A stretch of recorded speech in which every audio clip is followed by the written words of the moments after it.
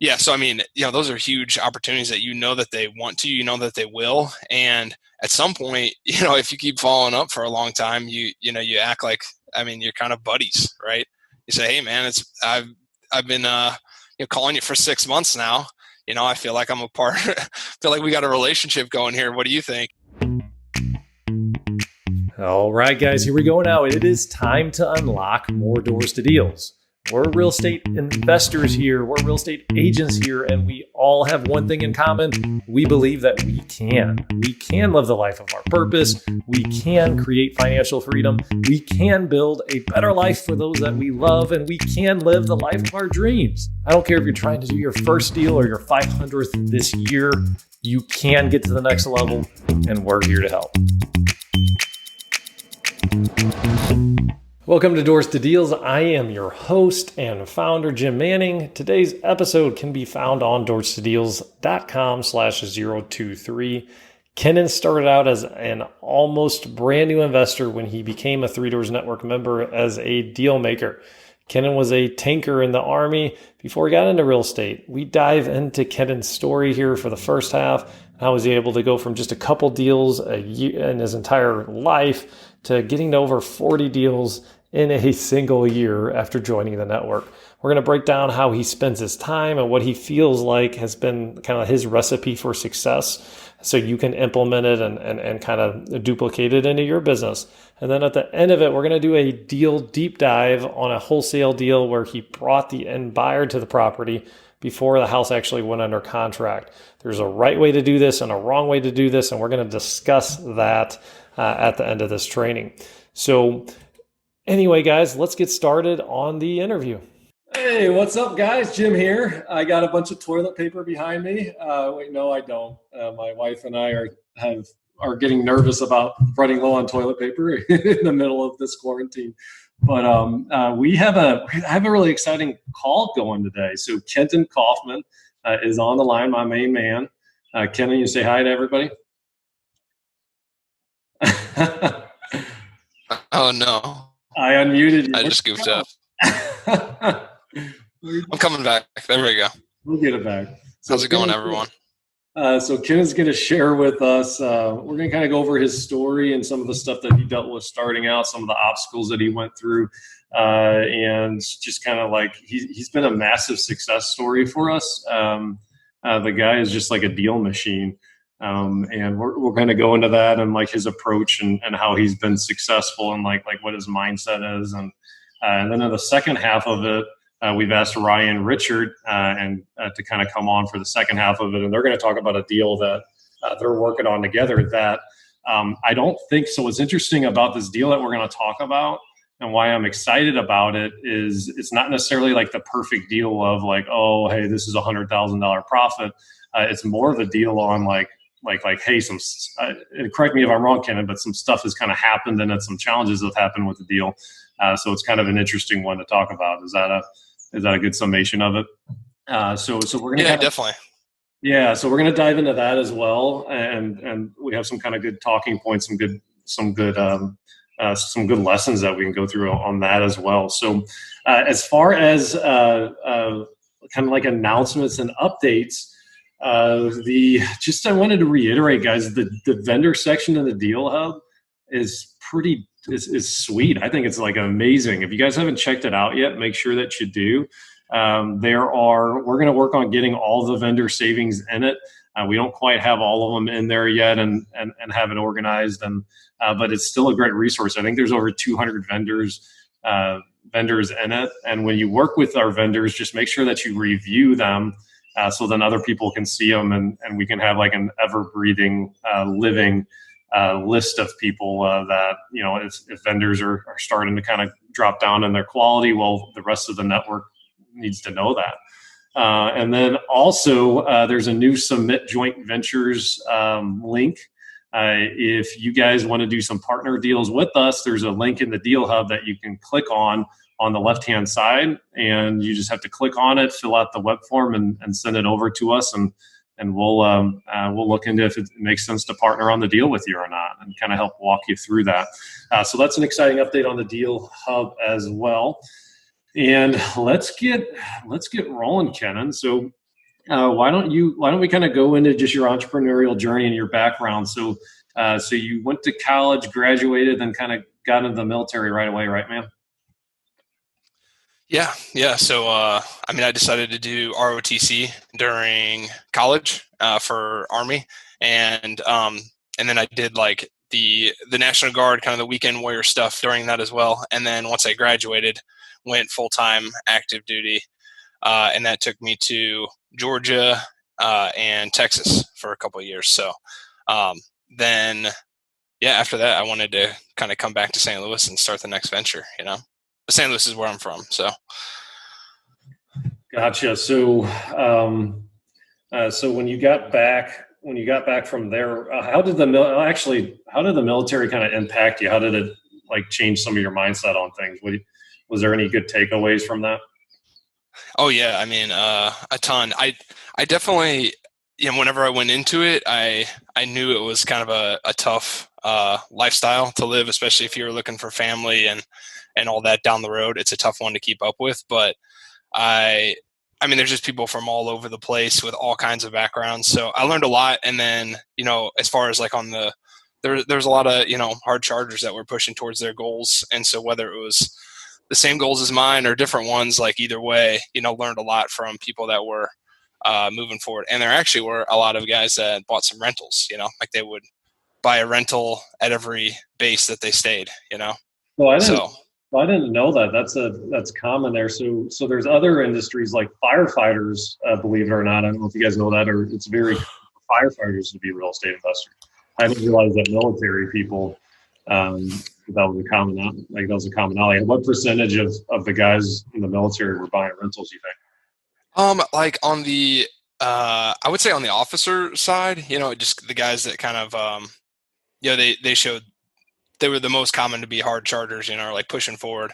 And I don't know, a lot of captains, I feel like. So that was like a couple of ranks up, captains and above, they were trying to buy, a property, at least one at every, or the one that they bought when they moved to that, station, they would keep as a rental whenever they moved on. And then, So, like other captains when it's other military people.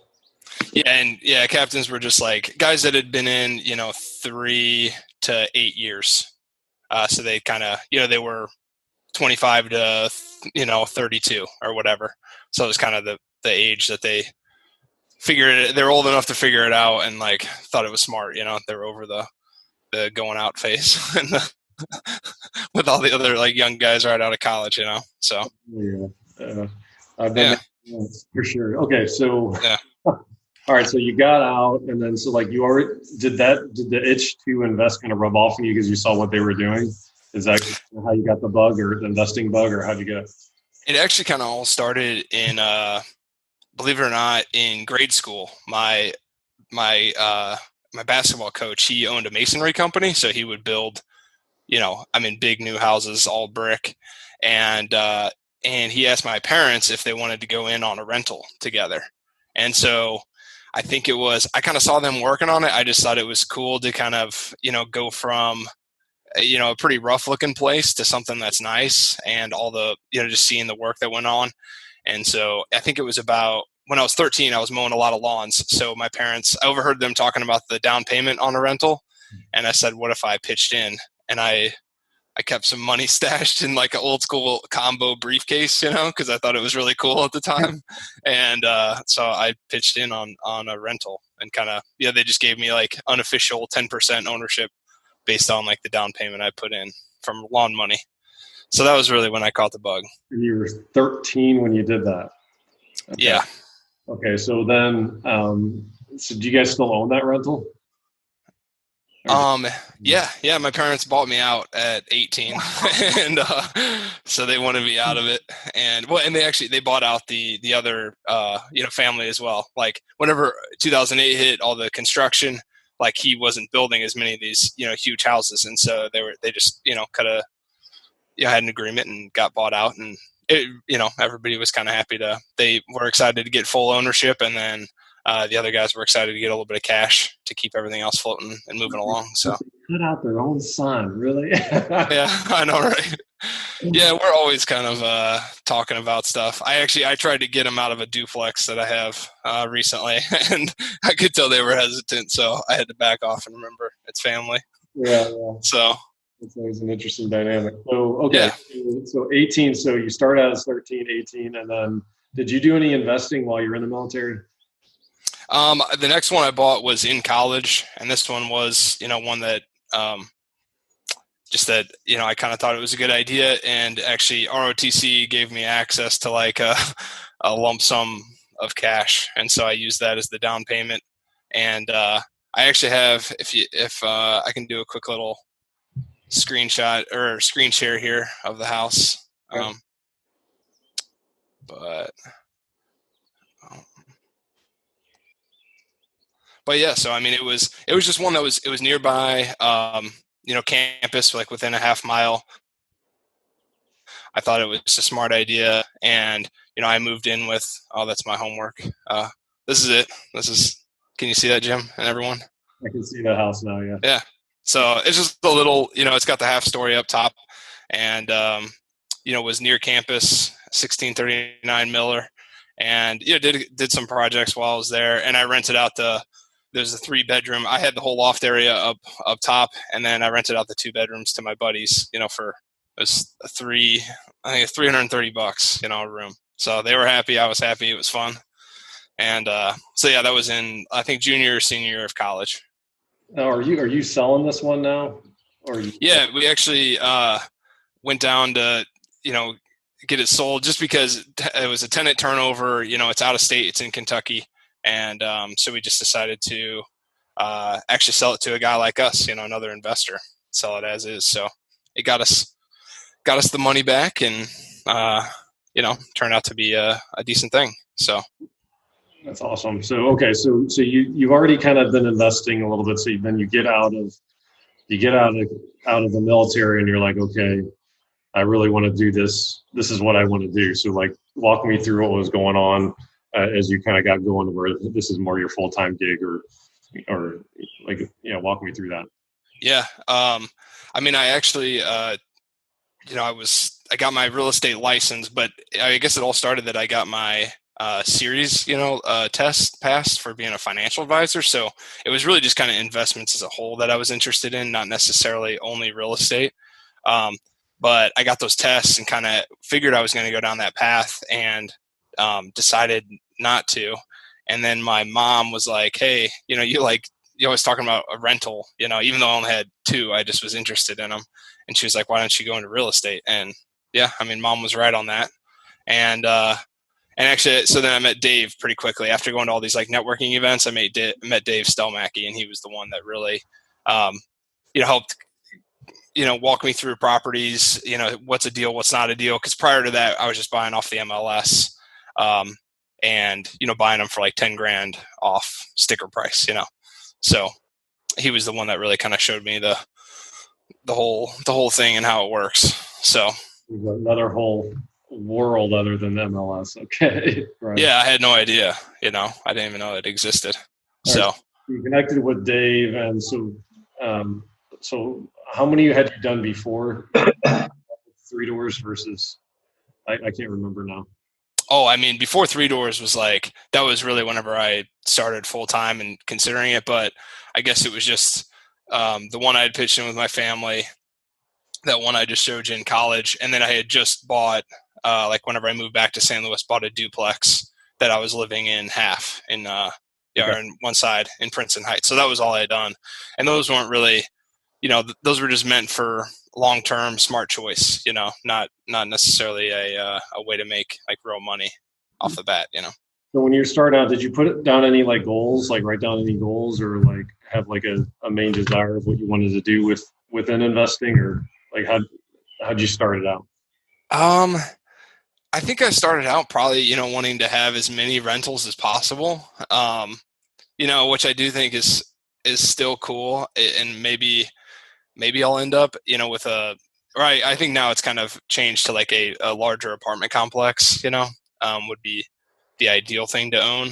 That way it's kind of a real like business that can, move itself forward rather than a huge portfolio of like single families all around. And owner operator stuff. But, I view that as like further down the road.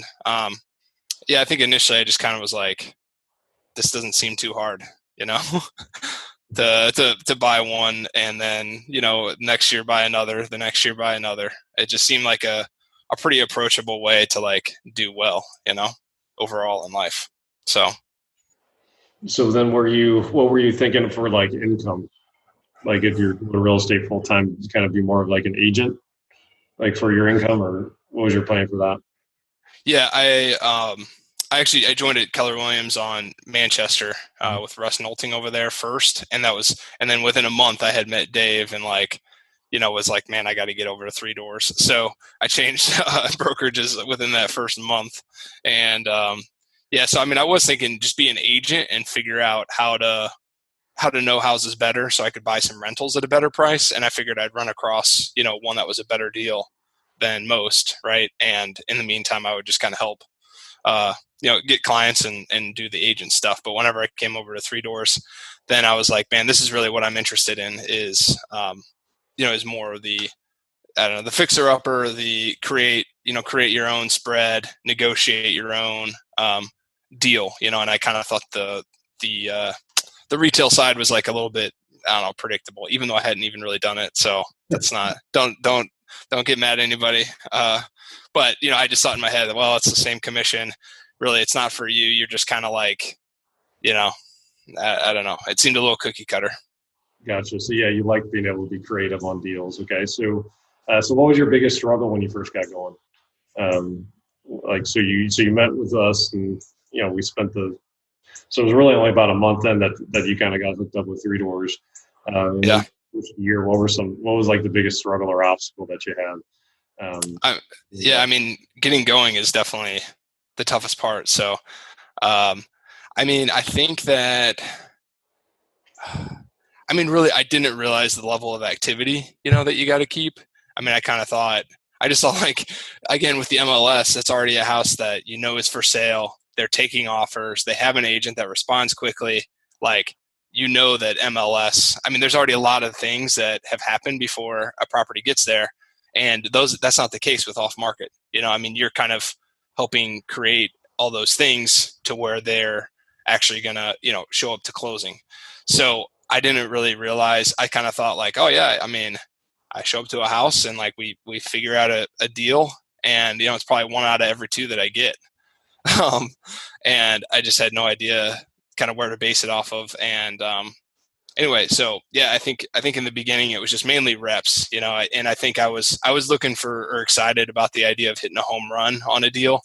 And, what I've kind of come to learn is that, I mean, you don't hit a home run.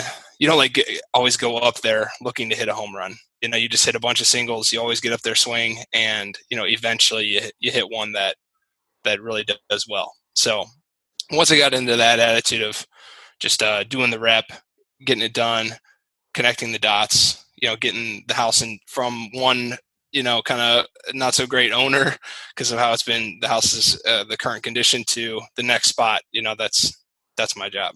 So okay, tell me more about like the activities and the reps, like specifically what actions are you talking about when it comes to buying houses? Well, I mean, at least, currently the goal now, I mean, currently with, COVID and Corona, it's, everything's kind of at least short term different, but, but really like what the formula has been is, for me as acquisition for you all, my goal is to get one a week under contract to buy, which means in order to get one a week, you kind of work backwards, which means that I need to go on about 6 appointments. And then whenever I go back from how do I go on 6 appointments, and I'm kind of giving the transparency because I know everybody's doing kind of something different. But for me, I usually get about like 2 leads from Three Doors, from you all with their marketing. And then there's still 4 appointments that I have to create myself. So then you go back, okay, how can I get that many appointments? And, you realize, hey, probably, I don't know, probably takes like 1.5 hours to get of calling to get an appointment, or you can do different activities, but either way, you still figure out like there's some type of time or money invested in order to get those leads, Okay, in so those appointments. just additional context for those of you that don't know Kenton. Kenton is a buyer on our acquisition team. As being a part of the Three Doors Properties team, this is a team that we bought 251 houses last year or whatnot. And it was a key part of that. He's out there hunting for us each and every day. So two leads are taken care of from marketing. In order to get those leads for our acquisition team, I can fill in the activity level for that. Direct mail is predominantly what we do, and our direct mail budget, ranges from. I think January, February, we spent 35 grand each month on the direct mail to get those leads, and kind of fluctuates between 20 and 35 grand. So it's thousands and thousands and thousands of letters and postcards to kind of get down to where Kenton and some of the other buyers on the team each get a couple appointments a week for that.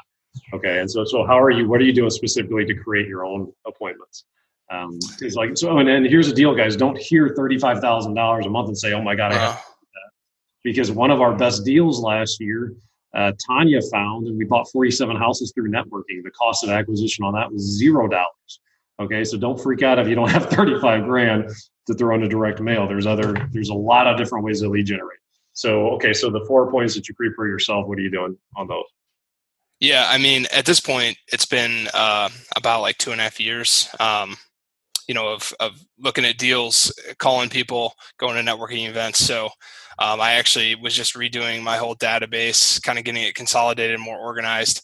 So I don't know how many agents I kind of check in with, but there's probably 30 or so that are like in my database that I have either worked a deal with in the past or are just kind of on my my check-in list. So, but every single property that you look at, that there is an agent involved, now they kind of get, thrown into your database as someone to check up on. So there's definitely agents to call. There's, there's lists to call on, which you can get those, supplied in a lot of different ways. But that's a relatively, cheap or low expense activity. It's just calling on different lists. So, I mean, really, those are my main activities. I did door knock for a while, and I think that's kind of, especially as the weather gets nice, in general, and probably not right now, but that's kind of a fun one too. If you just want to like get out, see houses, and kind of connect with the neighborhood. So there's a new tool we're looking into, guys, that we're probably going to get for our team. We're going to try it out, and we'll let you guys know on it. But door knocking is like we had Mariah on a couple of weeks ago, and she found a $400,000 deal through door knocking. So, I mean, what I love about door knocking is not everybody's willing and able to do it, or not able is the wrong word. Not everyone is willing and has the balls to do it, has the courage to do it. And it's especially like on direct mail, like when you send direct mails out, there's a lot of times there'll be like bounce backs where it's like it fails to send, the address just isn't quite right. So if you look at the pool of people going after some of these properties, it's, it might just be you and you, whereas direct mail or pay-per-click or some of the other marketing strategies, like especially pay-per-click, like if you get a lead on pay-per-click, well, they very likely just clicked on the 3 other ads and called the 3 other companies too. So now all of a sudden you're competing with all these other people. And door knock is a really inexpensive, and it's a way to get really deep deals, in my opinion. Yeah, and so at least for me, I'm not the best. Like, I mean, I've practiced a lot, so I've gotten better at the cold call and kind of talking to anyone. But at least initially, I was pretty uncomfortable with it. So I just tried to pick. I think the best places to door knock are obviously around the area you live, or the area like you want to live. I mean, my wife and I were probably, I don't know, a year and a half away from, buying something and moving. So that's kind of a new thing. Like, hey, my wife and I would love to live in this neighborhood. If you ever consider selling, like, give me a call first. Or, hey, I just bought one down the road, I'm working on it. Or, hey, this listing just went super fast. So just something, people like to hear a little bit of information. So if you can give them something that's not far from them, and you can kind of stretch that little common like blurb that you start out with as much as you want. Even if it's not your listing, you say, hey, I noticed this one down the road. Like, you know, it seemed like there was a lot of activity. Would you consider selling or whatever it might be? So I try to come up with something that makes me feel a little bit more comfortable about talking in that neighborhood, you know? Yeah, and I mean with social distancing right now too, like it might be something to once the dust settles down. I don't know Yeah. if it's something that you really want to do right now with how concerned people are, but you can still drive for dollars and skip trace their number and call them as well, or leave like a door hanger or something like that. So okay, so let's get back to the activity level really quick. So this is what I'm really curious about. So when you first started out, you didn't um, you said I didn't really think about the activity level that I needed. So now that you've been doing this a while, and just so you know, guys, Kenton is he's a shark. He is like a hunter. The guy did over 50 deals last year. He's very good at buying properties. So what's your activity level look like so if you want to get one deal under contract per week, you need to go on 6 appointments. So generating 4 appointments for yourself. Let's just talk about that. So you're cold calling. Yeah, I mean my typical week looks like about 6 hours of cold calling to get, you know, brand new stuff in the pipeline, and then which doesn't sound like a lot whenever you think, oh, hey, how many hours are in a week? You know, so I mean everybody can kind of have a different mix, but at this point, like the database in my CRM has, you know, a lot of follow up. So people that have already been introduced, or, you know, they went with a different buyer, but that buyer fell out, and then now we're still talking. So there's just a ton of like that follow up once it builds. You know, you spend a lot of time doing that, and then, you know, and then really, I mean, if you're going on 6 appointments, you're analyzing 6 houses, you know, which takes, So you know, so sorry. Let me one quick question. So yeah. you're outbound cold calling for 6 weeks, and you're doing follow up calls, or you're just spending 6 hours a week on the phone, like whether that's follow ups or cold calling. No, 6 hours for just cold calling. The follow up stuff, I don't. At one point, I was kind of keeping track of hours, but now I just, you know, try to stay current. You know, which kind of the CRM is an easy category to see if I'm behind or current on. So I would say there's between calling people that I've been on an appointment with, you know, and giving them feedback, making offers on the phone, and then the follow up. I don't know if there's like probably, I don't know, 10 to 15 hours of that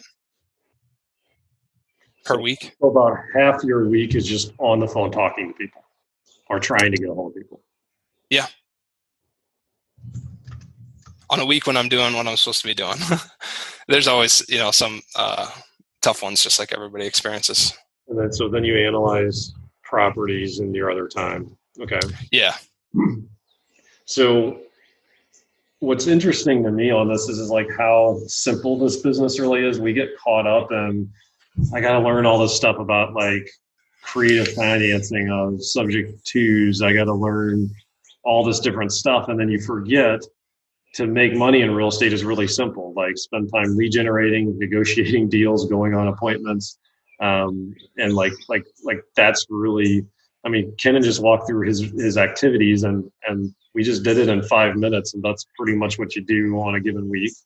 And you know, if you get, you know, it's a numbers game. You know, if you get your calls in and you get your follow-ups in, you're gonna get one per week, and that's the goal.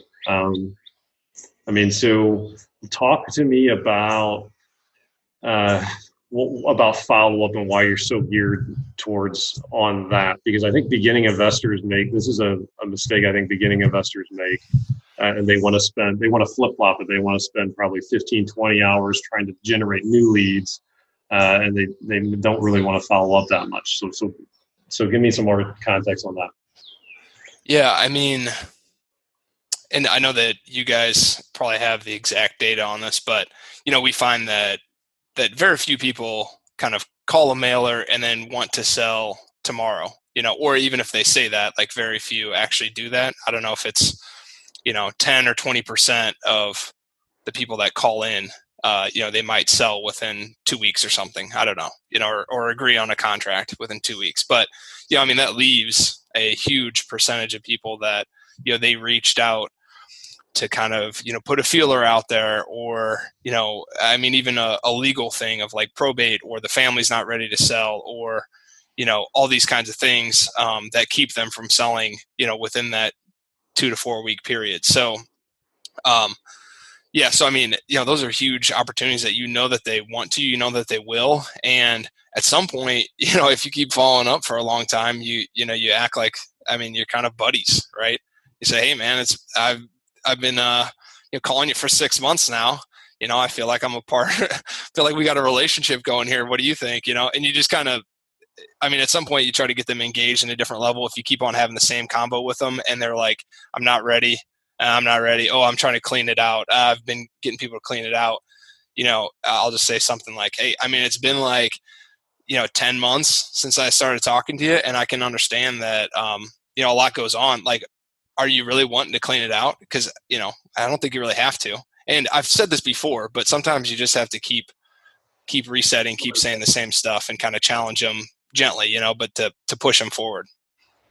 Okay. So you said, so let's back up just, so as far as the follow-up goes, if you're doing it right, really 70 to 80% of your deals should really be from over a month's worth of follow-up on these things. Yeah, and actually one that just closed I think it was last week, Jarema, but it's a tear down in Baldwin, and we teamed up with a builder who's going to build it. And I door knocked on that. It was during winter. It was cold. It was like kind of towards the beginning of when I started. So I was like really getting out there, and it's been about, I think, a year and a half that I've been keeping up with him. And he was worried about these 2 cars in the garage that he couldn't move. And even now we closed on it, and we still had to give him like 10 days of possession to move the cars out. But he didn't it was the same thing for a year and a half, So anyway, at some point I was like, hey man, it's been a year and a half talking to you. I enjoy it, but I would like to, figure out, like, should we keep talking? Like, what, can we buy it? So I just kind of challenged him. But yeah, I mean, that was a year and a half of follow-up that at least it finally converted. But that gave me, nobody knew coming in was going to have like the status that I had, you know what I mean? Yeah. Just because I'd been talking to him for a year and a half. So like he was referring to me, he was calling me, if anything popped up. So anyway, I was like, he was either not going to sell or he was going to sell to me. Those were kind of the 2 options, because I had followed up so long with him. You built the rapport. And so what's interesting, guys, and people get stuck. I just call it like a stuck. I forget, I got that from somebody or something, but like you get stuck all the time. Like I was stuck on something in marketing, and then I had a friend say, well, why don't you try and do it a different way? And I was like, oh, that's so obvious. It's the easiest thing ever. Why didn't I see that? Why was I stuck on this for like 3 months?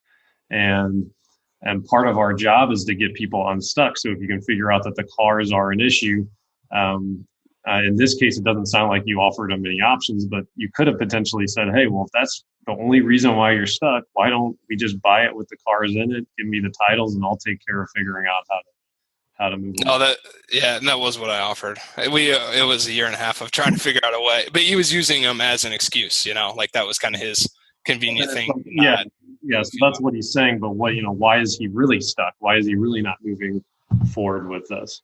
Sure. Yeah, absolutely. So, okay. So the follow-up, that's a big deal. 70, 80% of the deals through over a month of follow-up. Using a technology, a CRM to help you do that, keep you sorted with that. So that's important too. And then, okay, so let's go back to this. So we need to get on the deal. I want to talk about one more thing before we get to the deal deep dive. You're on the phone a lot now, and I don't know if you guys noticed it, but he said, hey, at first I didn't really like it, and I had some reservations with it. Kenton is not an extroverted person, guys. If Kenton can do this phone thing, anybody can, because Kenton's more of a logical, analytical type of guy. He does not fit your stereotypical boisterous person that's wants to talk to everybody, and so don't have that limiting belief that you can't do it either. So Kenton, like talk me through that mindset and how you kind of had that pivot on doing it anyway when you're uncomfortable, and how you've grown there. Like, hey there, if you're looking to get the ultimate edge for your real estate investing company, go to doorstodeals.com/invest for more information. Just so you know, a high percentage of the people that we interview on this podcast are actually already Three Doors Network members. And our network members have a lot of extra resources. They have access to an online training vault with over 3 years worth of content in it. They have access to vendor savings like our Home Depot discount that's literally saved thousands of dollars for members. And we have a weekly group coaching call, and we have a lot of other great things as well as part of the Three Doors Network. So make sure that you check it out on doorstodeals.com/invest. So Kenton, like talk me through that mindset and how you kind of had that pivot on doing it anyway when you're uncomfortable, and how you've grown there. Like, so let's talk about that a little bit more. Yeah, I mean, I guess, I really, there were some cool experiences from the Army, but like I did not, ever consider kind of staying in longer or wanting to go back, so I guess whenever I kind of realized the amount of kind of calling and talking with people that it does, wear me out a bit, because it's kind of not my personality as much, but I just kind of, did a reality check of like the alternatives, and like, hey, if I don't want to do this, like, what am I going to go back? Like, not that I didn't have other options, but what would I prefer more? And honestly, I mean, I think, the fun of figuring out how to make a deal work, the fun of, kind of seeing it go through or go to different hands that are going to move it forward. I mean, that was something that I, just fundamentally, I just thought it was worth it. I like houses enough. I like real estate enough. I think I'm going to be in it, for a long time. So, I mean, calling and talking to people, whether they're a retail client, a seller, a contractor, I mean, all of that is inherent in the business, so no matter kind of what facet you're working in, like calling, negotiating on the phone, getting people to kind of move forward, being a part of that, like with them, I mean, that's all it's got to happen, so I just kind of saw it as a mandatory thing. And whenever you do that, at least for me, that's kind of my logical part of like, it's mandatory. And then I can like learn to enjoy it, but in the beginning I was kind of fighting like, do I have to do this? And maybe it's optional, and it's just kind of not, What percentage of people when you call and talk to are just complete and utter assholes?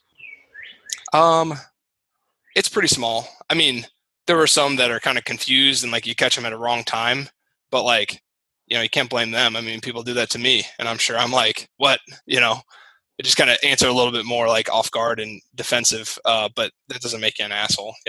There's really only like, I don't know, maybe I'd say 5% or less that are really like actually kind of mad about you doing it.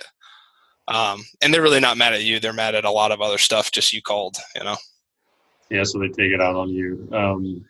So one of the things that Eric and I talk a lot about too is like when you send out direct mail, I think this is related. Like you will get some calls where people are like, "Don't ever send me one again. I hate you." Like just some angry calls. And the way that I kind of view it almost as like a kind of like a servant's attitude. One of the things that have helped me, I have cold called before. The thing that really helped me out was okay, if I have to deal with less than 5% of jerks, I really believe in what I do. I really believe in helping people get unstuck that are stuck.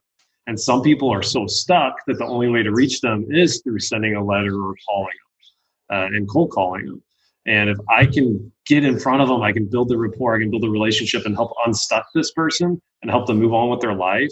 Well, I'm being selfish if I don't make this call because I'm putting myself and my own insecurities and my own and my own comfort ahead of that person and serving that person and helping them. Well, I do think that like, again, if you made one call and it was one bad call and they were mad at you, then yeah, I mean, 100% of your calls went bad, right?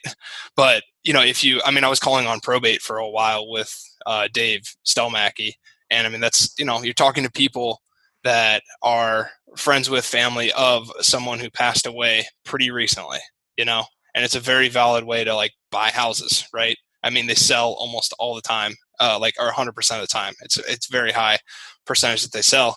And obviously, I mean, I get the sensitivity to it, but, you know, we've helped enough people, you know, with that scenario that it kind of validates, you know, whatever effort I'm doing, you know, to try to get a hold of them. So, I mean, and I would, you know, there's times I'd apologize. Hey, I realize this is, you know, this might feel invasive. I've helped a lot of people here in St. Louis. If you change your mind, then, you know, give me a call, or, you know. And it's worth it. It's worth it to deal with that jerk so you can help that next person out that really needs your help. Right? Yeah. Okay. Yeah. So let's get into the deal deep dive. And actually, it looks like we have, okay, so the question came across, what CRM do you use? Podio. Yep. Yeah, and absolutely. And we can, we'll probably do a systems training here in the next quarter or so as well on this, because we haven't really hit on that here recently. But okay, so let's go to the real deep dive, man. So Ryan, where's Ryan at? Yeah, he's here. Okay, so Ryan, why don't you unmute yourself? Yeah, and all right. Can I get a copy? We got loud and clear. It is. Awesome. Cool. Thank you. So Ryan's a network partner, and you can't tell from the screen, but he's like one of the tallest human beings you'll ever meet in your life. Are you 6'8" or 6'10"? 6'8". He's only 6'8". Only 6'8". But anyway, so yeah, let's get into this deal, guys. Let's talk about it. Yeah, I'll kind of start it off, but I'll actually share my screen, and then I'll pass it over to Ryan. But this house is up by the airport. It's in Hazelwood. It's a you know, kind of a lower price point area. I think, Jim, can you give me a thumbs up? You see my screen? Okay. So these are the photos that I took. Cool. And, you know, of the place. So, you know, she's a doozy. She's a beaut, Clark. Just a really simple house. And, you know, there were some things about it that, here, I'll show you the interior. What was the lead gen on this? How do we find it? Yeah, I'll go into that here in a second. I got the Podio like lead, so I'll kind of show the whole input, you know.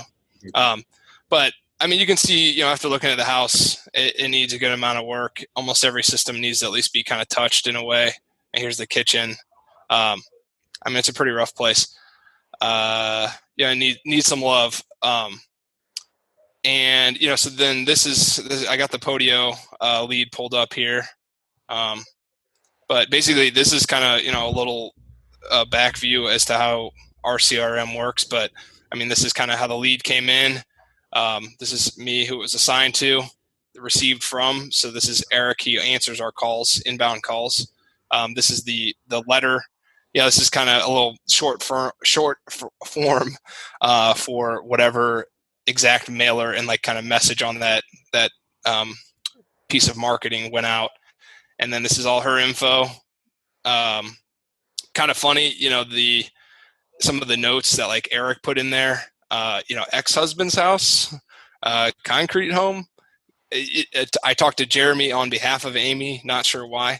So I kind of knew going into it that we were going to have some issues with like title work and figuring it out.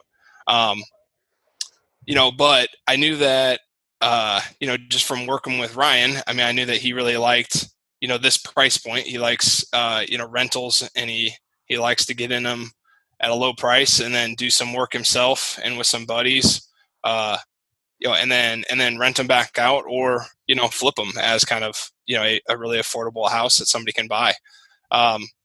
So anyway, for me, I met the gal one time, you know, in her house. I looked around it. I kind of knew, you know, I tried to think, who would this be a good fit for? I knew that Ryan would likely be interested in it. And then I gave him a call. I picked him up at one of his rentals, and I said, hey, you want to join me on the second appointment that I went out there? And I had called the gal, and I said, hey, you know, I don't know what you're prepared for, but are you prepared for something, you know? Okay. I think I said, oh, go ahead, Jim. Hold on. Like I think you're pretty advanced at this now, and I want to slow you down a little bit. Okay. So you went on the appointment first, Yeah. Then you thought through this on this specific deal. You decided, okay, I want to bring an end buyer in on the second appointment. What was why? Because like you don't always do this on every deal that you do. So why Sure. on this particular deal did you decide, hey, I need to bring that end buyer in? Like, what was? Take me through your logic on that. Yeah.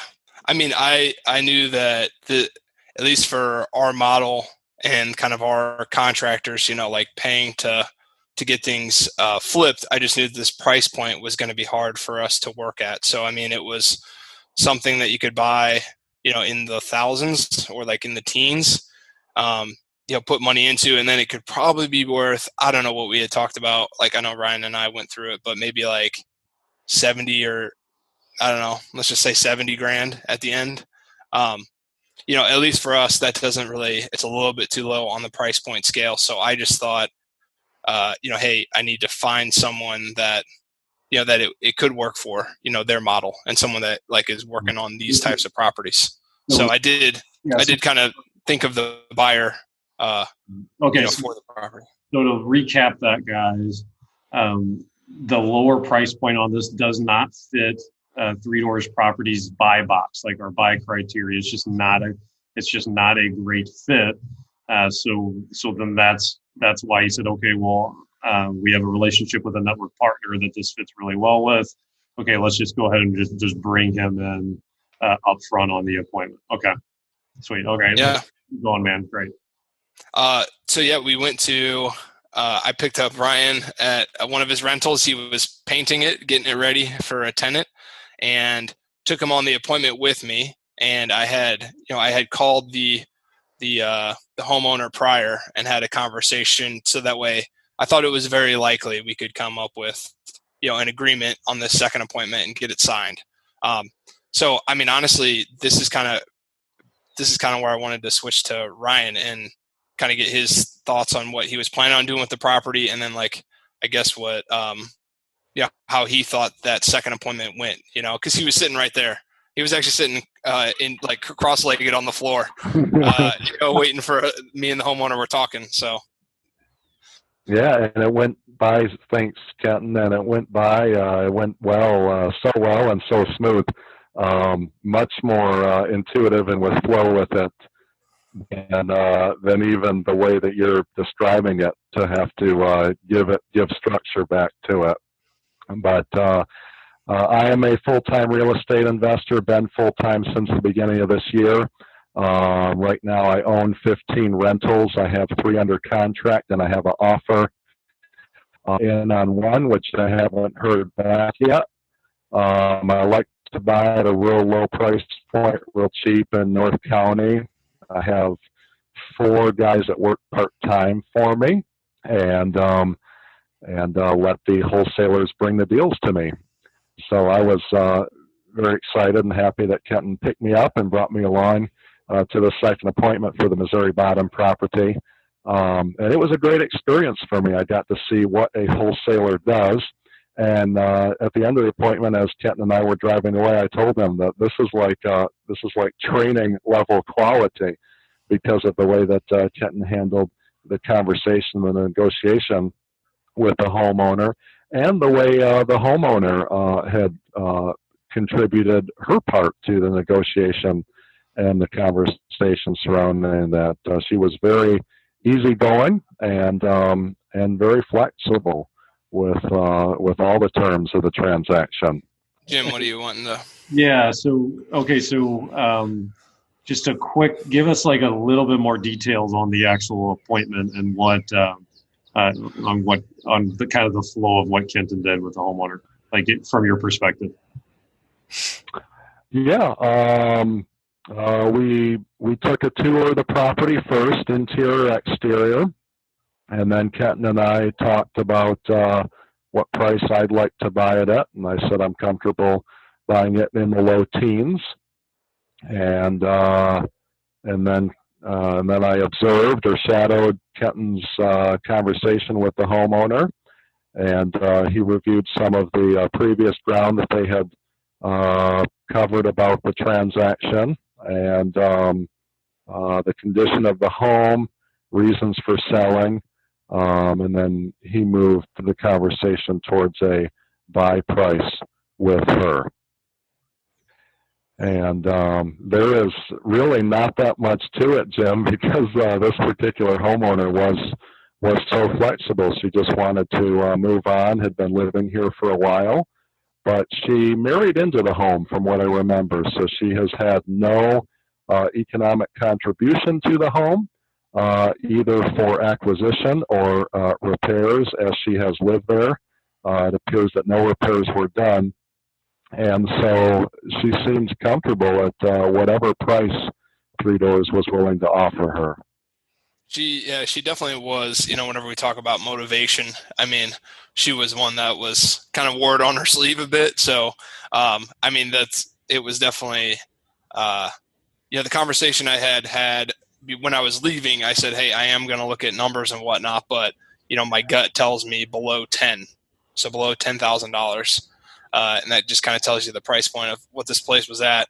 But whenever I sat down with her the second time with Ryan there, I had told her, hey, I know whenever we left, I was talking about below 10 and, and I said, I think I can give you more than 5, but in between those two numbers, what do you feel like you need in order to afford, a moving truck and a deposit on a rental? That's where she was going to move. So that was, it was almost a little bit like she picked her price within very kind of tight parameters, but yeah. I think it did.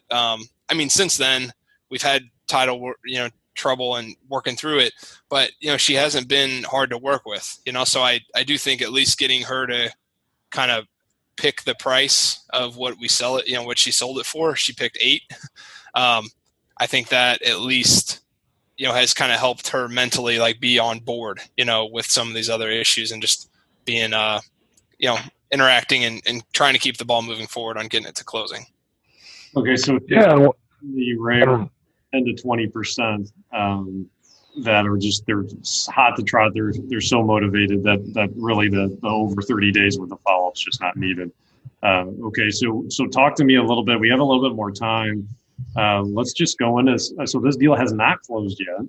So so one of the things you can find on your deals is you can do everything right. You can get it all lined up, and then title issues can come up. So I love this example because this is something especially if they're on the newer side. So what's going on with it now?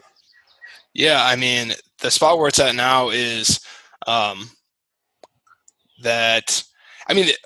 when it comes to title work, I did know from conversations prior to her, prior to actually getting on a contract, and I talked to Ryan about this, that, we were a little confused about all the, she was married to him and then he got remarried, his like new wife, and then he passed away. His like new wife is okay with the ex-wife like getting the property. We knew it was confusing, but if you call a title company, honestly, they don't, they don't work on files until they have a contract, really. So it was kind of like, even though we knew we were expecting issues and we would like to get ahead of them, you can't really get a lot of clarity until you get something on paper, an offer, and you send it to the title company. And then that's whenever you start to get some clarity on like what needs to happen to get it to closing. So, unfortunately, it's a little bit of a reactive, process when it comes to title work. Okay. It's good to know all of that. That way I could have that convo with Ryan and we could make sure everybody was on the same page and that he was okay with, potentially being patient on the purchase. So it is important to know all that stuff. That way you can have a happier ride to closing, but you can't really get ahead of it like legal wise or paperwork wise. You just have to kind of wait for the title company to give you feedback on it. Okay. How long has the title issues been going on now for? Ryan? A month and a half, 2 months? I think a month and a half. We were scheduled to close on St. Patrick's Day, which would have been 45 days out from when the contract was signed. So I think it got signed within the first week of February. Yeah. And then on your guys' end, what are you guys doing now to help kind of get this to the closing table? Like what is your scope of work transition to? Like, what are you what are you physically doing now to? I mean, for me, it is calling, the gal that signed our paperwork. It's hard to even call her the homeowner. Exactly. I don't know. But calling Amy is her name and saying, and then she's conversing directly with the other, the other wife, and Margaret. And so, I'm just kind of keeping it moving by saying, hey, Amy, like, is Margaret still being helpful? Would it be helpful if I called her? Is the title company, making it clear on what needs to be done? So I'm just trying to make sure that there's nothing, in between, like any real obstacles or like communication failures. But I mean, fundamentally, someone that is not receiving the benefit or the proceeds of the house is the person that we need to help us sign paperwork. So that's just fundamentally, it's a hard thing, right? Like, hey, help us do these extra things. And you already like agreed with the other gal that like, you're not going to get paid. You're going to allow the money to go to her. So, There, yeah. it's kind of a tough one to keep it moving.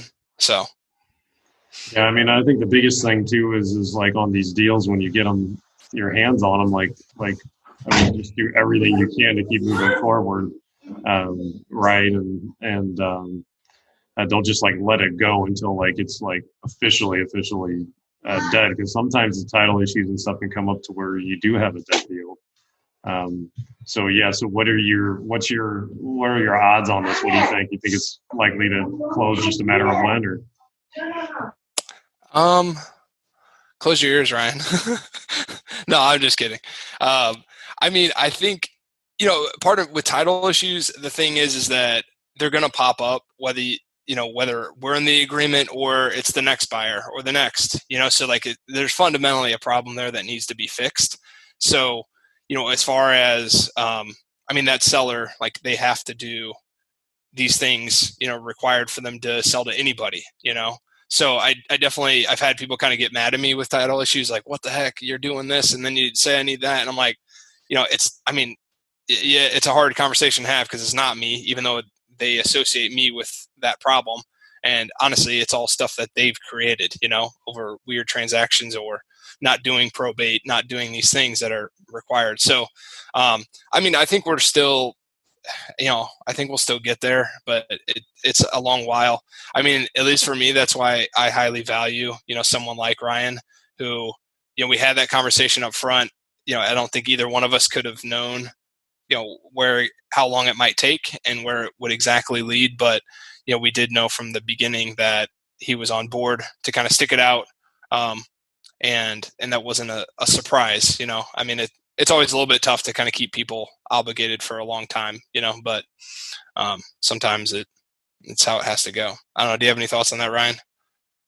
Yeah, nope, that's just fine with me. I've worked with these crazy title issues before, and for me, the deal's strong enough that I will hang with it and we'll buy it. And that's one of the benefits is that Kenton knows me. He knows that I'm committed and that I will buy what I say I will buy. And so in between the time, I have bought other deals. I had spent the money set aside for this house on other deals, but the money to buy this is coming in over the next few weeks. So it'll be ready and available whenever the title work is finished out and the property is then able to be sold. And Jim, I mean, with title issues, it obviously could be a lot bigger deal if it was a $200,000 house, and you're planning on, borrowing $100,000 for rehabbing it. Obviously there's a lot more resources. You can't just put like a dog ear in it and hang out, with kind of $300,000. Have you borrowed it already? Have you not? Are you paying interest? Are you not? Is your lender mad? Are they cool with hanging on? So there definitely are times where, luckily this one, because of the price point, because of Ryan, it is like lower pressure in general on the situation. But it definitely, these conversations become even more important whenever you raise the price point and kind of raise the resources that are, dog-eared for a project. So. For this particular show, go to doorstodeals.com/023. You're going to find all sorts of useful information there, including a video replay, show notes, links, and other great resources. So go to doorstodeals.com/023. So let's go out, guys, live your purpose, and above all else, go after your dreams. Take care till next time. Thanks for tuning into this show. For more episodes and resources that will unlock Doors to Deals, check out our website, doorstodeals.com.